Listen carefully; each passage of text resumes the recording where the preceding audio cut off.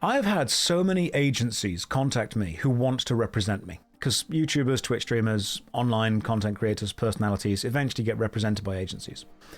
And when I was, younger, and when I had fewer subscribers and viewers, and before everything was as successful as it is, I thought that getting an agency was like the be-all and the end-all. That was the most important thing. I've learned, first of all, it isn't. You can do this independently. I have done. And I've worked with people who have represented them on individual campaigns, but mostly the vast majority of the support that I've been able to do all of this career with has come directly from you guys, which is incredible.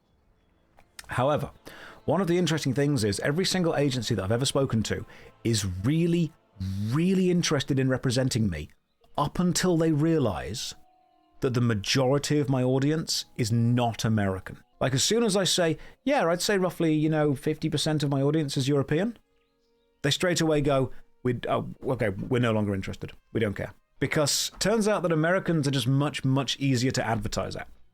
And the advertising rules in America are just much more lax than they are in either mainland Europe, Eastern Europe, Western Europe, Central Europe, all that jazz.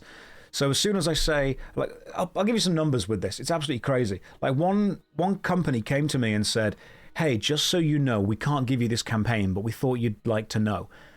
If your audience was 60% American or more, we could pay you about 20 grand to do this thing, £20,000. But because your audience is not 60% or more in America, we can give you 4. And I said, okay, is that how valuable the American audience is? Is the majority American audience actually worth that much more money? And they went, yeah. Yeah, it's just so much bigger, and it's so much more lucrative, and it's so much more valuable. And then they said, are you sure that you don't want to change around your streaming hours so you can appeal to the American audience more? And I said, well, no, not really. I like getting out of bed at, 8 a.m., 9 a.m. I like being able to go to the gym for a bit. I like being able to walk the dogs. I like having a slightly more relaxed breakfast. I turn my computer on at either 11 a.m. or midday at 12. I'll stream for 8 hours until 8 or 9 o'clock in the evening, which gives me time to turn off, tidy the house, have a shower, walk the dogs again, grab a nice dinner and go to bed. That, I think, is a healthy, sustainable, continued situation. And I think that is what is going to be more important for me and for you guys in the long run. That is what I think is important. I want to be able to do this long term. And I know Twitch streamers who do wake up at 2 o'clock in the morning and Twitch stream for 10 hours to hit the American audience, and they sleep all day. It's the same as working night shift. I've worked night shifts in warehouses before. It sucks. You're working with fewer people. Your social hours are absolutely messed up. Statistically, you live a shorter life if you end up doing that all the time.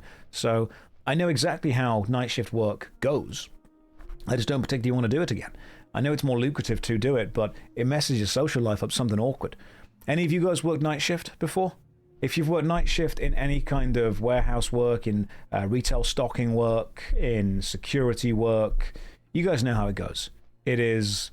And then your mates will call you at 6 o'clock on a Saturday, and they're like, hey man, do you want to go out? You're like, I'm sleeping.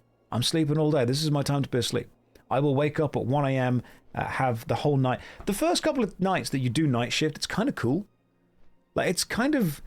It's still got that novelty when you're still fresh into it, and you're like, oh, I'm awake at 2 o'clock in the morning, everyone else is asleep. I used to walk to work at 2 o'clock in the morning, and I lived in this really small, sleepy village, and it was kind of beautiful to be able to just be out at night, see the stars, super quiet. There was the level of peace and ambience to it, don't get me wrong.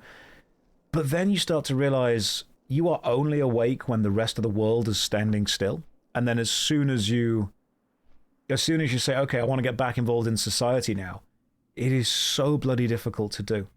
And then you don't see the sun for weeks and you realize how important that is for a human being. Existing outside the 9 to 5 does have its benefits, but it also does come with some interesting challenges. Yeah, it's alienating. That's a good way to put it. I used to go to my shift at my warehouse job, and then as soon as my shift would finish, I would go into town, and then I'd sometimes finish a shift at the warehouse, go and play Magic the Gathering, finish Magic the Gathering, and then have got 4 hours sleep before the shift starts again.